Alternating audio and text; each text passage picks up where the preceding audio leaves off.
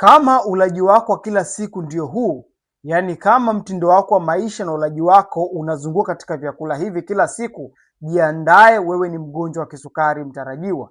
Yule ambaye unamuona leo hii ana changamoto ya kisukari hakikuja ghafla, bali kilitengenezwa kwa ulaji wake wa kila siku, ulaji wake wa kila mwaka, ndio ambao ulipelekea leo hii ameweza kupata changamoto ya kisukari. Hivyo kama wewe ulaji wako ndio huu, basi tambua kuwa wewe ni mgonjwa wa kisukari mtarajiwa. Nini uweze kufanya? Hakikisha unaacha vyakula hivi. Hivi si vyakula vizuri kama unahitaji kuweza kuepukana na changamoto ya kisukari. Ila kama unahitaji kuweza kupata sukari hapo baadaye, basi endelea na vyakula hivi. Ila kama wewe unajali afya yako, unahitaji mwongozo sahihi wa vyakula, hivi si vyakula vizuri kwa wewe mgonjwa wa kisukari. Kama bado hujapata sukari, hivi pia sio vyakula vizuri. Vinaendelea kuzalisha sukari katika mwili, vinaweza kusababisha sukari yako kuweza kupanda ama kuwa mgonjwa wa kisukari hapo baadaye. Hivyo achana hivi vyakula moja kwa moja. Viko vyakula vizuri sana ambavyo vinaweza vikakusaidia wewe kuweza kudhibiti kiwango chako cha sukari kama hauna sukari ama kama una sukari.